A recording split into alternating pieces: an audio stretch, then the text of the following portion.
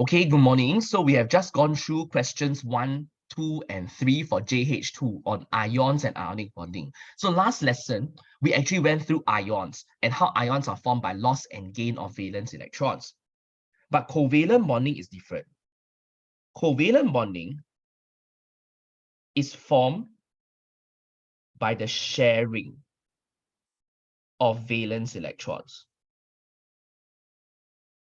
So the keyword here is sharing. So no one loses, no one gains. The electrons are shared, okay? And it's shared between what types of elements? It is between non-metals, okay? So in ionic bonding, you needed to have one metal, one non-metal. But for covalent bonding, it's actually two non-metals, okay? Now, so covalent bonding allows non-metal atoms to share valence electrons to form molecules. So the first type of molecule we will look at is diatomic molecules. So what does diatomic molecule mean? Diatomic means you have two atoms which are covalently bonded together. Okay, so the simplest diatomic molecule probably is H2, hydrogen gas. So the hydrogen gas doesn't exist as H.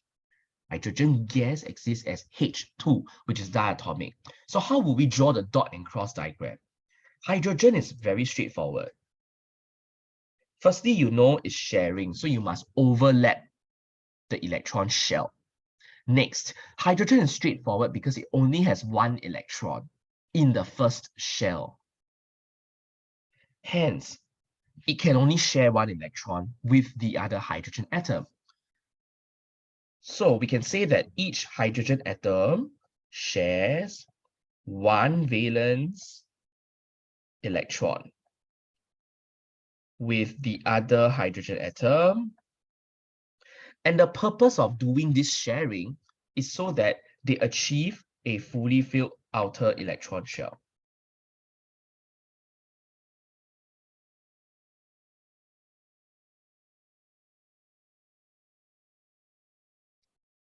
Okay, so that's the idea. Now, how is this fully filled? If you recall, hydrogen only has one shell, the first shell. The first shell holds a maximum of 2 electrons. So just by sharing the electron with another hydrogen atom, there are now 2 electrons, which are the common property of both hydrogen atoms. So it has achieved a fully filled outermost electron shell. Now next, we go to something like chlorine. All right. Now, chlorine is more complicated because if you think of chlorine, it has 17 electrons. So the electronic configuration is 287, right? So it has 7 valence electrons. Okay. So chlorine has 7 electrons in its outermost shell, which is not stable. It needs to achieve 8. So it needs one more. So if you need one more, you will share 1. So again, chlorine forms Cl2, it's a diatomic molecule. It needs one more electron, so it will share 1. Okay, so sharing 1 means you share 1 with me, I share 1 with you. So each chlorine atom shares 1 with each other. But that's not it, right? You know that the fully filled outer shell must contain 8 electrons in the case of chlorine. Right? You have only drawn 2. This means that you must draw 6 more electrons outside. That will ensure that the outer shell now has 8 electrons, which is a fully filled outermost electron shell. Now, in this case, in this scenario, we have only shown the outer electrons only. All right. Now, the question will specify, do you show all electrons or do you show outer electrons? In this case, I only showed the outer electrons. I did not draw the 2 and the 8 electrons in the inner shell. All right. So read the question carefully. Just like just now, they actually showed You right, whether you should draw outer shell only or should you just draw all the electrons.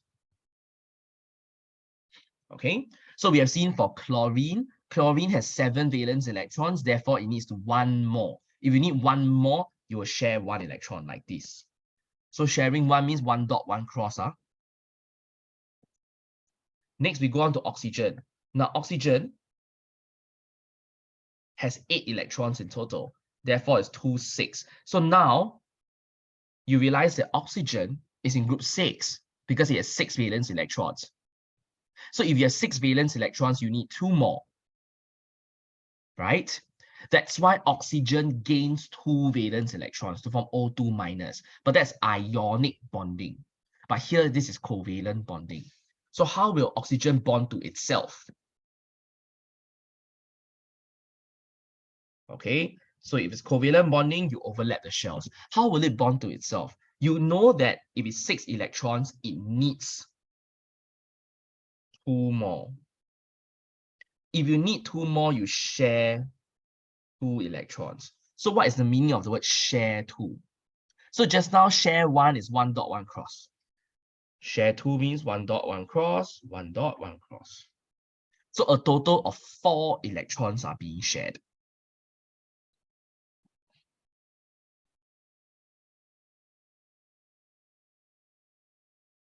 Now, 4 electrons is 2 pairs,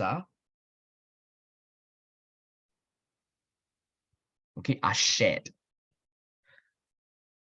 So once you have established that it shares 2 because it's in group 6, it needs 2 more electrons to achieve a fully filled outer electron shell. Once you have established this, what remains is to draw the other electrons which are not involved in the sharing, in the covalent bonding. How do you decide how many more to draw outside? Remember, the magic number is 8. So because 4 electrons are shared, you must draw 4 more outside for each atom. This ensures that each atom has a total of 8 electrons in the outer shell. Okay? So that's O2. So you realize that the bond in chlorine and the bond in oxygen molecule is both covalent. However, in chlorine, only 1 electron is shared. So that is a single covalent bond. Oxygen, 2 electrons are shared by each atom. So it's a double covalent bond, which we can also represent using lines. So instead of drawing dot and cross diagrams, we can use lines to represent covalent bonds, as I've done in purple. All right. So I'm sure you can predict what's next. We have gone from group 7, which forms single bonds, to group 6, like oxygen, which forms double bonds. So now if you just move on the groups, you will go to group 5, where nitrogen is. So nitrogen also forms a diatomic molecule, N2. So nitrogen, if you go to the periodic table, has 7 electrons. So it's 2, 5. So now it has 5 valence electrons. So you see that the number of valence electrons gives you a lot of information. The moment you know it's 5 valence electrons, instinctively, you know that it needs 3 more.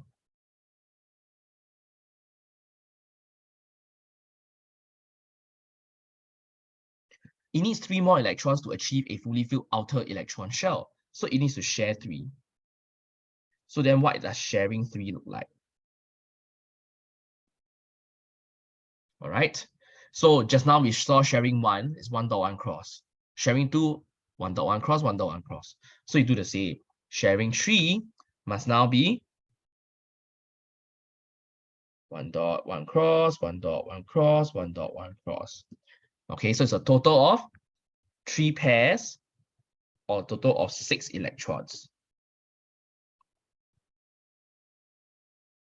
are shared. Right? Okay, so you know that 6 electrons are being shared, meaning outside you draw 2 more for each atom. Okay, so now this is a molecule of N2 showing the outer electrons. But what if we wanted to show all electrons? To show all electrons means I must show the 2 inside as well. What we have done is the outer shell, but you must also show the inner shell if they ask you for all electrons. you realize the inner shell is not shared, so the inner shell don't need to overlap. So this is showing all electrons.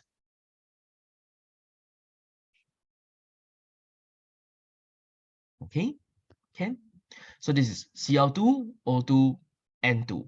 These are diatomic molecules formed by group 7, group 6, and group 5 elements respectively. So to summarize, you realize there's a property, right? There's a relationship between the group number and how many electrons are shared. So the summary is group 7 will share 1 electron. Group 6 share 2 electrons. Finally, group 5 share 3 electrons. So this is a property that you must be familiar with, all right? Because this will allow you to predict quickly how many electrons are being shared, whether it forms a single bond, a double bond, or a triple bond. Okay?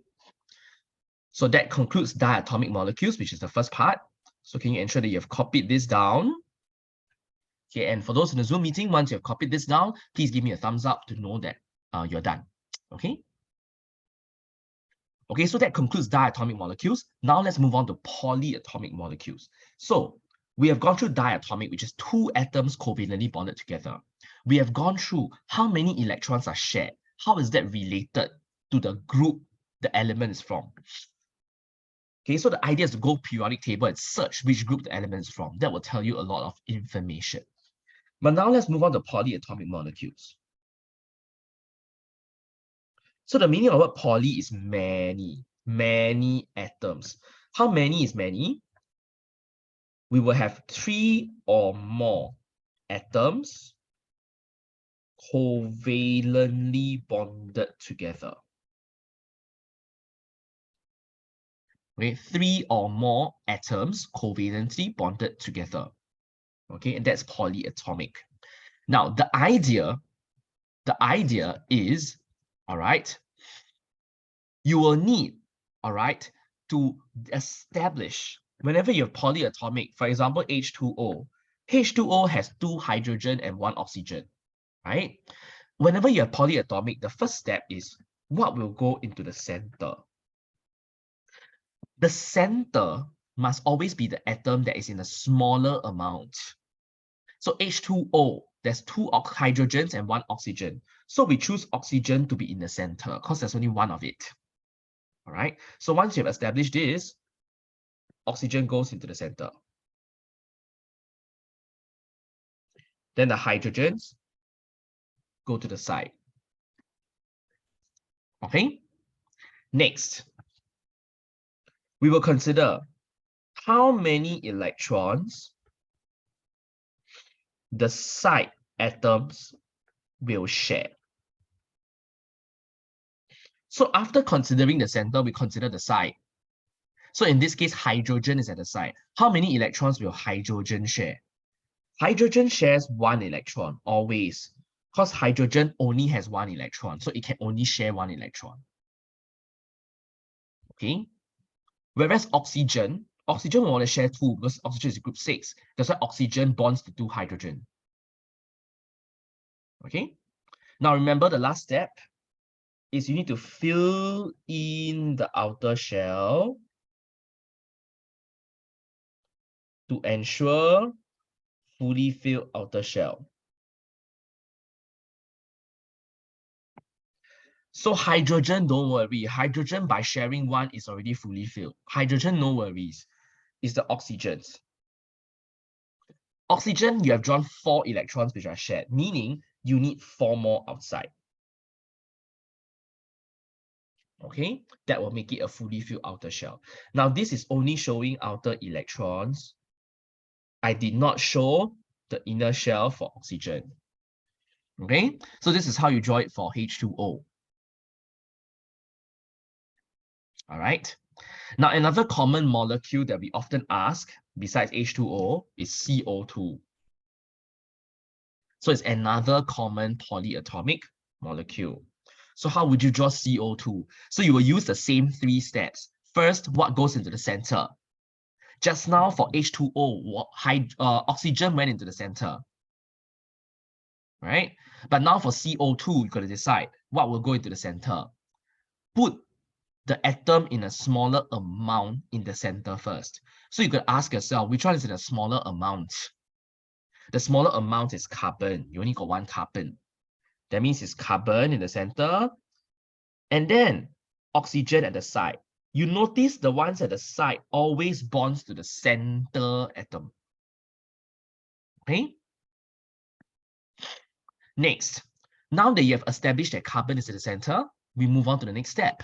How many electrons will the side atoms share? So in this case, the side is now oxygen. Oxygen, you need to know the group. Oxygen is in group 6. Just now we went through, right? Oxygen is in group 6. It will share 2 electrons.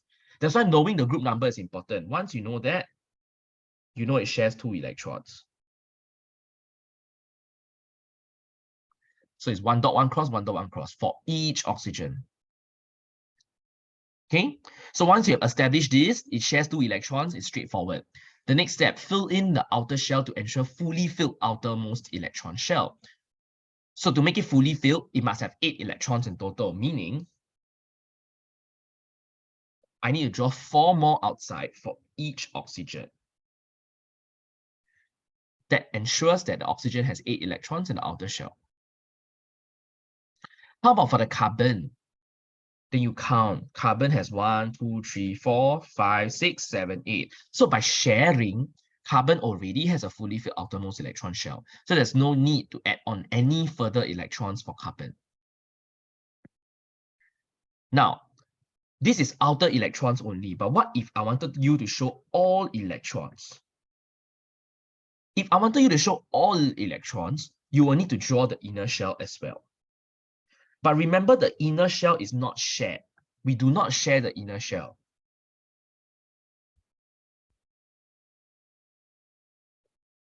Okay, so this is how you draw the dot and cross diagram for carbon dioxide to show all the electrons in carbon dioxide.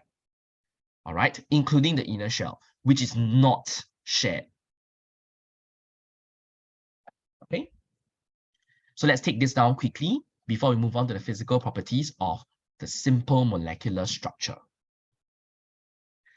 Okay, so we have already gone through how to draw dot and cross diagrams for both diatomic, which contains 2 atoms covalently bonded together, and polyatomic molecules, which contain more than 2 atoms covalently bonded together. Okay, so now it's time to move on to the final part, which is the physical properties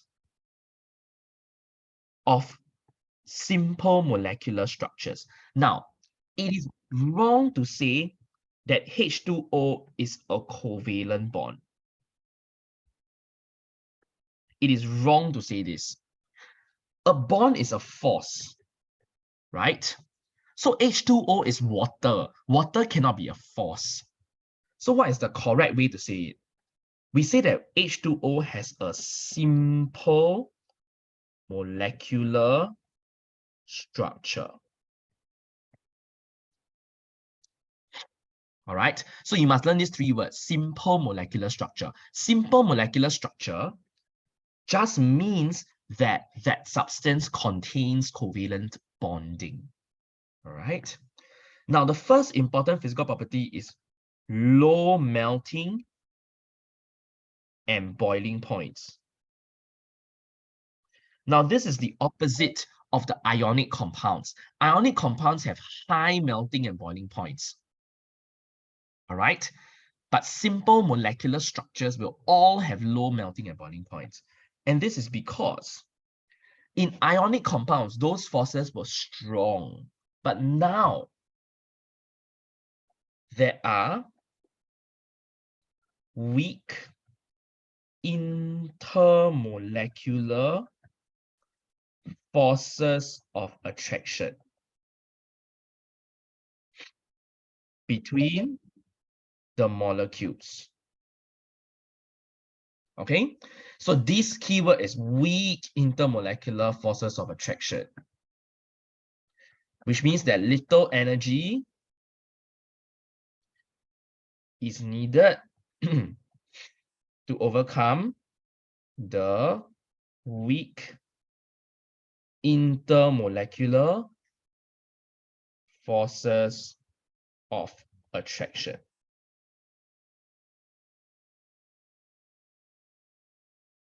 Okay, so what is weak intermolecular forces of attraction? So for example, if you have CO2, this is one carbon dioxide molecule. Then I can draw another carbon dioxide molecule, right? So in between the molecules, this is called the weak intermolecular force of attraction.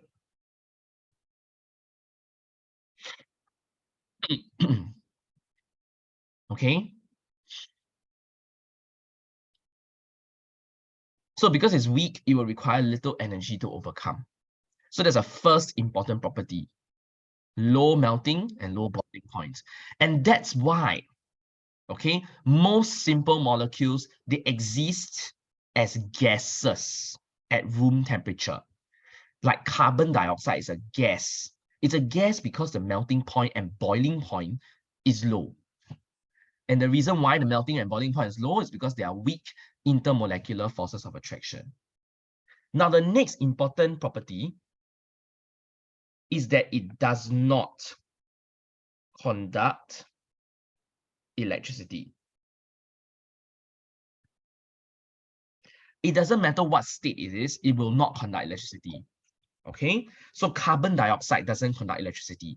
Pure water is a poor conductor as well. And this is because there are no free moving ions or electrons to conduct electricity.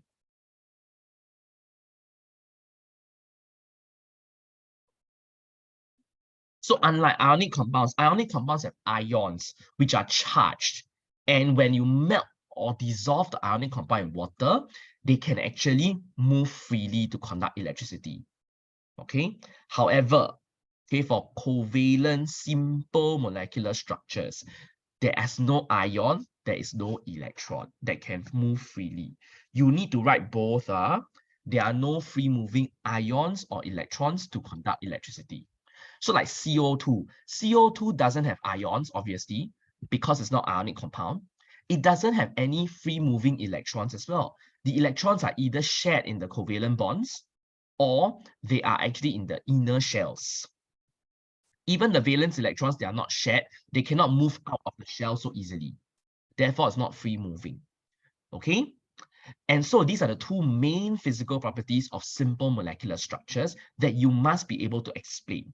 So hopefully today you have gone through dot and cross diagrams, how to draw dot and cross diagrams to show the structure of molecules. Remember, molecules means covalent bonding.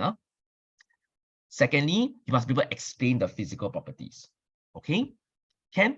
So let me just end the session here. Thank you and hope to see you during our next session where we will go through writing equations for acid reactions.